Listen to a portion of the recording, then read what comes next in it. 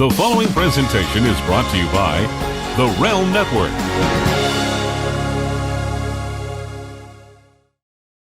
This is Jeff Lane from Russo'sBrand.com, and I'm going to be discussing this week's SmackDown. I thought that this was a really strong show. There wasn't a lot that I could nitpick on, and, I thought it was entertaining from start to finish. I thought a lot of things had meaning, had stakes, good character development. So I'm going to break this down, get into a lot of the stuff that happened, try to do this real brief for everyone. The opening in-ring, I thought Naomi was absolutely phenomenal here. The raw emotion, and, I know I have been on the other side of the fence before, especially with Sasha Banks and Baron Corbin when they were crying. And the reason why is I didn't feel like that fit their characters. But with Naomi, I think it fits. And I think it helped to get the audience really invested in this segment, and she was able to pace it, not speak for a while, let the crowd boo when they knew she was going to have to relinquish the title. I thought Naomi did absolutely phenomenal in this spot. And Alexa Bliss coming out here, I thought this was a great way to get additional heat on her. So I thought that was good. My only complaint, again, is I don't like when they do we're going to do the match and we're going to do it right now. Because now it's over for the night. There's no more building anticipation for this match. They could have done it a half hour later. They could have had something backstage with Becky Lynch and Alexa and, Naomi and stuff. They could have stretched this out, built the anticipation for the audience, but instead it's, one and done. I thought Alexa's promo was okay. I just didn't like her encouraging the crowd chants. I think they were disrespectful when she was trying to talk and she egged them on. The match was pretty good. I liked the sell of Morrow on the throat shot, how important that was, how devastating it was, and Alexa is the two-time champ, and we get Mickie James in after Becky, so we see that that's not over. We had some promos here for the first group of people that are in the Battle Royal tonight, and I like that at least we had something with these guys throughout the show.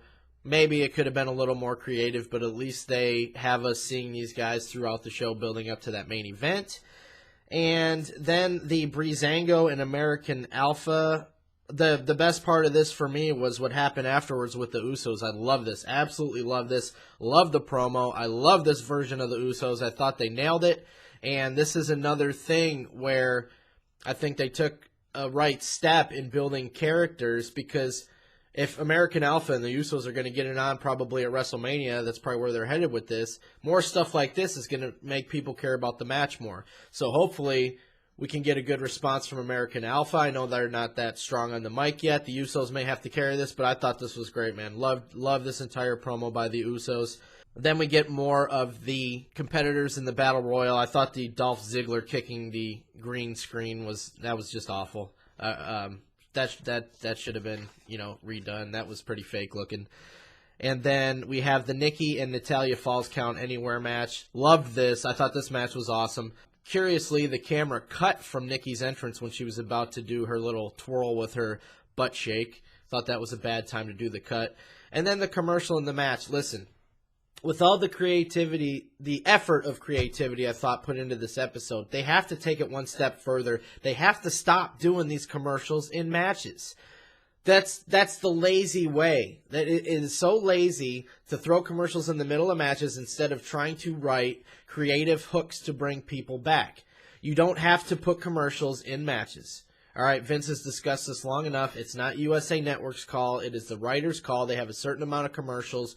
You put them where you want. The WWE is choosing to put them in the middle of matches, and that is just a lazy way to go to a commercial break.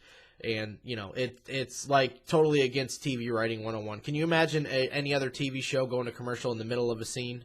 I mean, that's basically what you're doing here. I liked the stuff with Maurice. I liked, how she was backstage. She got involved.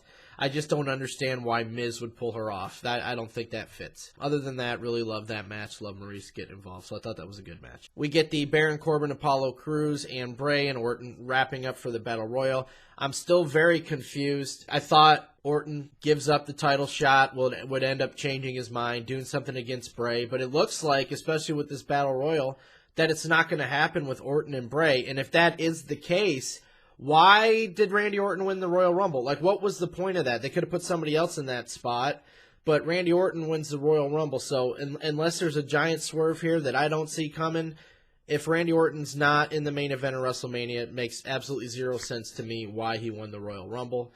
And the Battle Royal to close the show, only thing that I had an issue with was there was 35 minutes left in the show when John Cena, who was the first entrance, came out.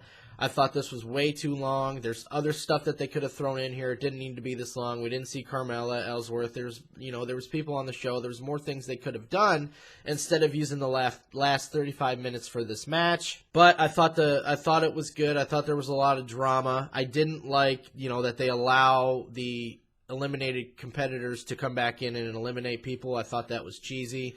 Doesn't make sense from a competitive standpoint why this would be allowed.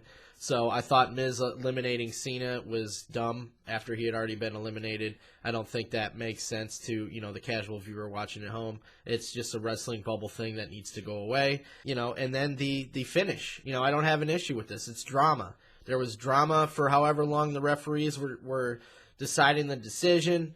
Luke Harper's reaction was phenomenal. He was spazzing out, going nuts. AJ the same. So I thought this was good. They did not show a replay of it, which, the only thing that I can think of why is they didn't touch at the same time, so that's why we didn't get a replay. But I thought, the drama here was good, and now we have a hook to watch next week. So overall, I thought this was a strong episode of SmackDown.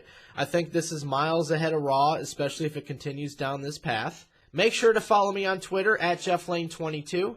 Subscribe to this YouTube channel to get all of our free archived video shoot interviews. Also follow at Russo's Brand on Twitter for all the updates of everything Vince Russo and the brand. Again, my name is Jeff Lane. I'll talk to you later.